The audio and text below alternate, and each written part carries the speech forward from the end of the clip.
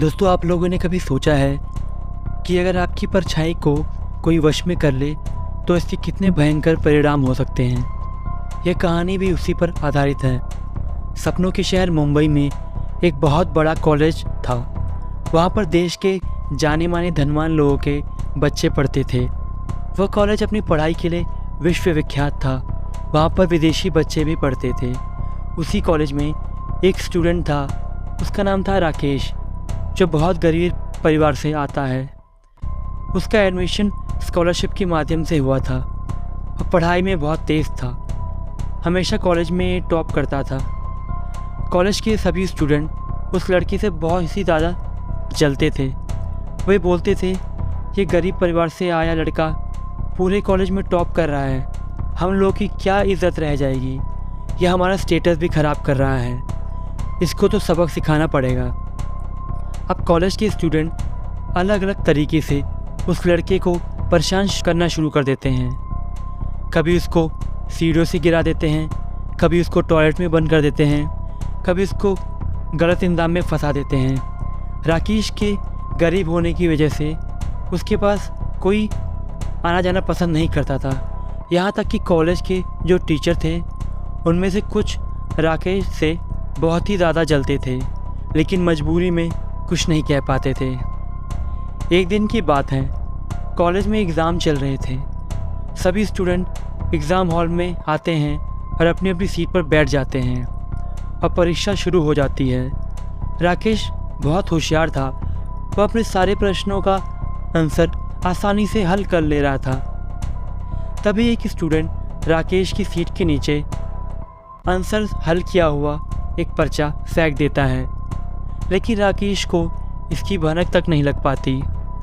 कुछ देर बाद जब चेकिंग करने वाली टीम आती है तो राकेश की सीट के नीचे वह पर्चा देखकर राकेश को पकड़ लेती है और बोलती है, राकेश तुम नकल कर रहे हो, तुम तुरंत लिखना बंद कर दो और अपना आंसर शीट हमें दे दो।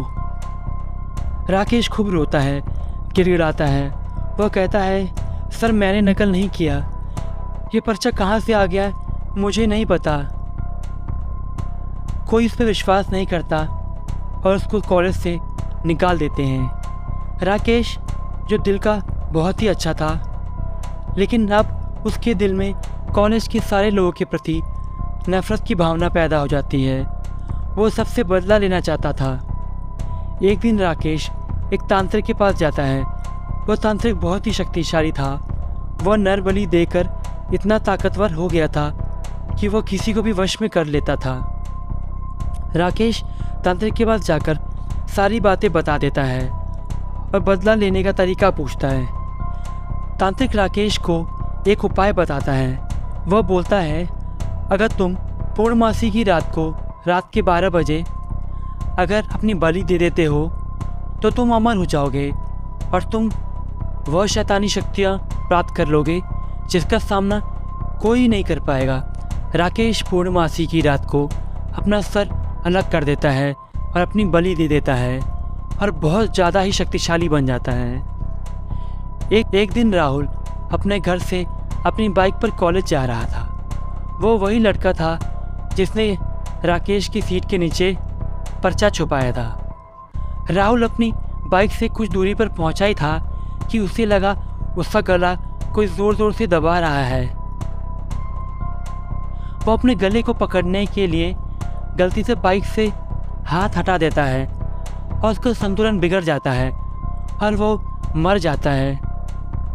मरते मरते वो क्या देखता है कि राकेश बगल में खड़ा है और राकेश ने उसकी परछाई को पकड़ रखा है। यह देखते ही राहुल की सांसें उखड़ जाती है और वह तुरंत ख़त्म हो जाता है। राकेश की आत्मा को इससे भी शांति नहीं मिलती। राहुल को मारने के बाद राकेश की आत्मा कॉलेज पहुंचती है। राकेश क्या देखता है कि कुछ स्टूडेंट्स कैंटीन में बैठकर हंसी ठिठोली कर रहे हैं। राकेश ये देखकर बहुत ही ज़्यादा गुस्सा हो जाता है, क्योंकि ये वही स्टूडेंट थे जो उसे परेशान किया करते थे। राकेश गुस्से में उन सब के सामने आ जाता है। वो राकेश को देखते ही उसका मजाक उड़ाना शुरू कर देते।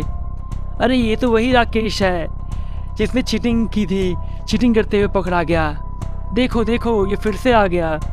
राकेश ये देखकर आग बबूला हो जाता है और तुरंत वहाँ बैठे सौरभ नाम के लड़के की परछाई को पकड़ लेता है और अपने धारदार नाखून उसकी परछाई में चुभा देता है। सौरभ वही दम तोड़ देता है।